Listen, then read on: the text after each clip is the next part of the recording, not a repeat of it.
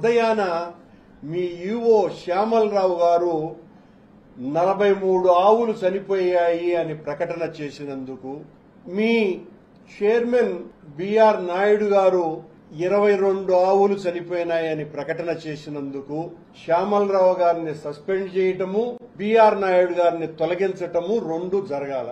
మీరేమో ఒక్క ఆవు కూడా చనిపోలేదు అని మీరు చెప్పినారు. మీరు చెప్పి అంతా కలిపితే 2-3 గంటలు కూడా కాలేదు. అంతకు పూర్వమే 1 గంట ముందు మీరు నియమించినటువంటి మీ శ్యామలరావు గారు ఈవో గారు 43 ఆవులు చనిపోయాయి అని చాలా స్పష్టంగా ప్రకటించటం జరిగింది. అలాగే అధ్యక్షుడు బిఆర్ నాయుడు గారు కూడా నిన్న పత్రికా సమావేశంలో చెప్పటం జరిగింది. ఇది నా మొదటి విషయం. అయితే రెండవ విషయం, నేను 3 రోజుల క్రితం ఆ గోమాతలు చనిపోతున్నాయి అనని ఏ ఫోటోలైతే చూపిస్తూ నేను మాట్లాడానో అవి ఫేక్ అని, మార్ఫింగ్ అని టీటీడీ ప్రకటన చేసింది. దానితో పాటు తెలుగుదేశం పార్టీ పెద్ద ఎత్తున సోషల్ మీడియాలో వైరల్ చేసింది. నేను చూపించినటువంటివి ఒక్కటంటే ఒక్కటి కూడా మార్ఫింగ్ కాదని, ఆ గోవులన్నీ కూడా శ్రీ వెంకటేశ్వర గోశాలలో చనిపోయినటువంటివే, అక్కడ తీసిన ఫోటోలేనని కట్టుబడి ఉన్న, భగవంతుని మీద ప్రమాణం చేస్తున్నా, నేను అలా చెప్తే మీరు నమ్మరు కాబట్టి ఏ విచారణకైనా నేను సిద్ధం. నేను చూపించిన ఫోటోలలో 70% పైగా లేగదూడలే. అవన్నీ కూడా పత్రికల్లోనూ వార్తల్లోనూ మీ ప్రసార మాధ్యమాల్లోనూ కూడా వచ్చినాయి. మరి బిఆర్ నాయుడు గారి దృష్టిలో లేగదూడలు వృద్ధాప్యంతో చనిపోయినాయా అని నేను ప్రశ్నిస్తున్నా. నేను చెప్పినటువంటి ఆవులు చనిపోనే లేదు అని చెప్పినటువంటి మీరు మొదటేమో చనిపోలేదని చెప్తారు, ఆ తర్వాత ఇన్ని చనిపోయినాయని, ఈ తిరుపతి శాసనసభ్యుడు 40 చనిపోయినాడని ఆయన ఒక ప్రకటన ఇచ్చినాడు, 40 చచ్చిపోయినాయి అని. ఇంకొక ఆయన బీజేపీ అని, తెలుగు బీజేపీ నాయకుడు, ఆయన కూడా ఇలాంటి మాటలే మాట్లాడడం కూడా జరిగింది. ఏది నిజం? అంటే నేను చేసినటువంటి ఒక నిజమైన ఆరోపణ మీ గుండెల్లో గుబులు కుట్టించి భయపడి మీ ఇష్టం వచ్చినట్టుగా మాట్లాడుతున్నారు. నిన్న అధ్యక్షుడు నాయుడు గారు మాట్లాడుతూ, నీ అంతు చూస్తా, నీ మీద క్రిమినల్ కేసులు పెడతాం, రాష్ట్రమంతా పెడతాము అని అన్నాడు.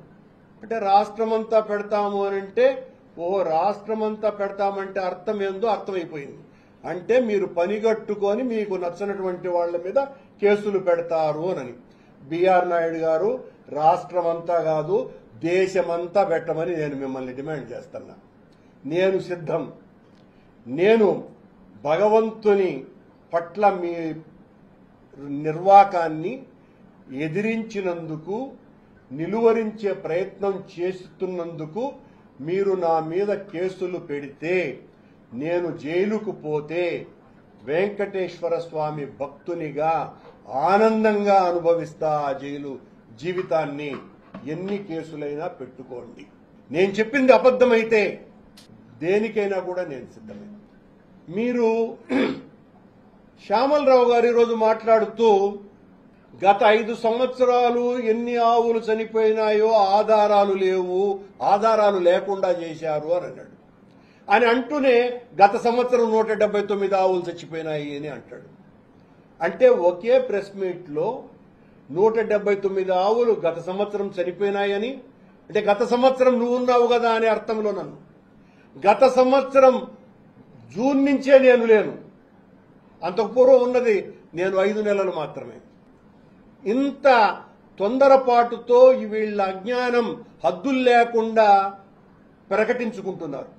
ఆయన మరొక మాట అన్నాడు, తెలుగుదేశం పార్టీని మోస్తున్నటువంటి ఒక గొప్ప సేవకుడిలాగా సీఎం గారు నాకు బాధ్యత అప్పగించినారు, అక్కడంతా కూడా ప్రక్షాళన చేయవలసినటువంటి అవసరం ఉన్నది అని.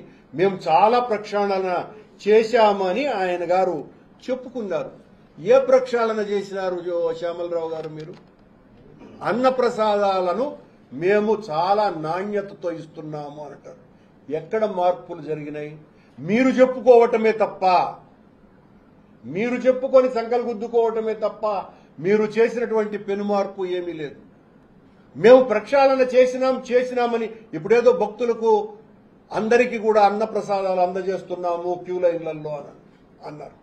అయా శ్యామలరావు గారు, గతంలో రాజశేఖర రెడ్డి గారు ముఖ్యమంత్రిగా ఉండగా ఆయన సూచనతో నేను అధ్యక్షునిగా ఉన్నప్పుడే క్యూ లైన్లలో ఉన్నటువంటి వాళ్ళకందరికీ కూడా అన్న ప్రసాదాలు పాలు ఇవ్వాలన్నటువంటి ఆలోచన చేసి దాన్ని ఆచరణలోకి తీసుకొని వచ్చి అప్పటి నుంచి ఈ ఆచారం కొనసాగుతోంది అని మీకు గుర్తు చేస్తున్న శ్యామలరావు గారు, ఇదేదో మీరు పెడుతున్నటువంటి ఏదో గొప్ప చర్యగా మాట్లాడుకుంటున్నారు మీరు.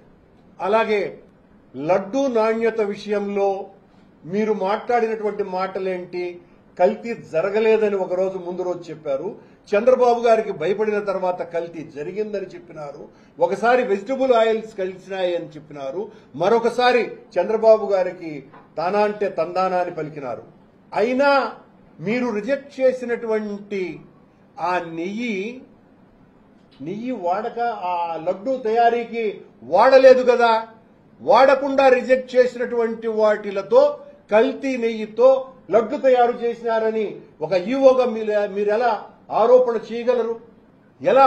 ఒకవేళ రాజకీయపరమైనటువంటి విమర్శలైతే రాజకీయాలు చేయవచ్చు, కానీ ఈవో స్థాయి ఒక సీనియర్ ఐఏఎస్ అధికారిగా ఉండి మీరు ఈ రకమైనటువంటి ఆరోపణ ఏ రకంగా చేయగలరు శ్యామలరావు గారు? అంటే ఒకవేళ మీరు జరుగుంటే మీకంటే సీనియర్లు అయినటువంటి జవహర్ రెడ్డి గారు, ధర్మారెడ్డి గారుల సమయంలో జరిగినట్టు అని మీరు అంగీకరిస్తారా, ప్రకటిస్తారా? జరిగిందేనని జవహర్ రెడ్డి గారు ఈ రకంగా చేశారని ప్రకటిస్తారా? ఇంత దారుణమైనటువంటి తెలుగుదేశాన్ని భుజాన వేసుకొని మాట్లాడుతున్నారు ఈవో.